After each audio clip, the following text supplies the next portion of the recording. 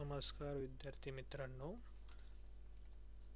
आज आपण TY.BCom या वर्गातील सेमिस्टर 6 या विषयाचं इन्कम टॅक्स या विषयावर व्हिडिओ बनवत आहोत. सगळ्यात पहिल्यांदा आपण पाहणार आहोत इंट्रोडक्शन. त्यामध्ये इन्कम टॅक्स ॲक्ट 1961. तर इन्कम टॅक्स हा डायरेक्ट टॅक्स आहे. यावरच आपला GST कॅल्क्युलेट केला जातो. अटल बिहारी वाजपेयी यांचं स्वप्न होतं की GST ही लागू व्हावी आणि 2020 मध्ये हे GST अंमलात आलं. इन्कम टॅक्स हा डायरेक्ट टॅक्स आहे. डायरेक्ट टॅक्स म्हणजे काय? Which is a direct charge on income tax is called income tax. त्याचे काही डेफिनेशन्स आहे. Definition first, income tax is the tax charged by central government on all types of income other than agriculture incomes. म्हणजे income टॅक्सची साधी आणि सोपी व्याख्या आहे. इन्कम टॅक्स म्हणजे असा टॅक्स जो सेंट्रल गव्हर्नमेंट चार्ज करतो. सर्व प्रकारच्या उत्पन्नावर हा टॅक्स आकारला जातो. फक्त शेतीवरून जे उत्पन्न आपल्याला भेटते त्यावर कोणत्याही प्रकारचा टॅक्स बसत नाही. आणि दुसरी व्याख्या आहे income tax is the tax on income.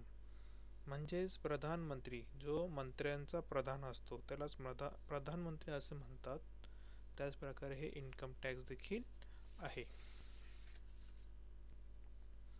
आता आपण बघणार आहोत टाइप्स ऑफ इन्कम.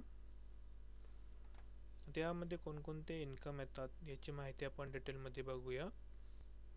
त्यालाच आपण सोर्सेस ऑफ इन्कम देखील असे म्हणतो. नंबर 1 आहे income from salary. Income from salary म्हणजे काय? त्याला त्याच्या पगारातून मिळालेले उत्पन्न. मग सॅलरी कोणाला मिळते? एम्प्लॉई की एम्प्लॉयरला? तर सॅलरी मिळते हे एम्प्लॉईला आणि एम्प्लॉयर हा काय करत असतो? त्याला सॅलरी देत असतो.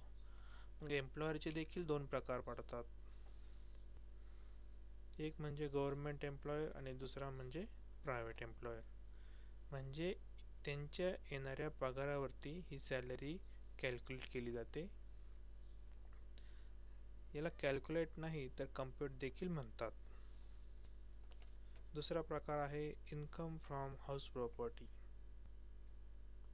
इन्कम फ्रॉम हाऊस प्रॉपर्टी म्हणजे घर भाड्याने देऊन त्यावर जे उत्पन्न मिळते. आता यात फक्त घरच येत नाही तर त्यासोबत जर तुमचा व्यवसाय असेल आणि त्यातून जर तुम्हाला इन्कम भेटत असेल तर त्यावर देखील इन्कम टॅक्स चार्ज होतो. तिसरा प्रकार आहे इन्कम फ्रॉम बिझनेस प्रोफेशन. आपल्याला व्यवसायापासून किंवा प्रोफेशनपासून मिळालेले इन्कम वर देखील इन्कम टॅक्स चार्ज होत असतो. पुढचा पॉईंट आहे कॅपिटल गेन. याच्यामध्ये purchases and sales of assets. Assets म्हणजे काय? तर मालमत्ता. यामध्ये दोन प्रकार पडतात.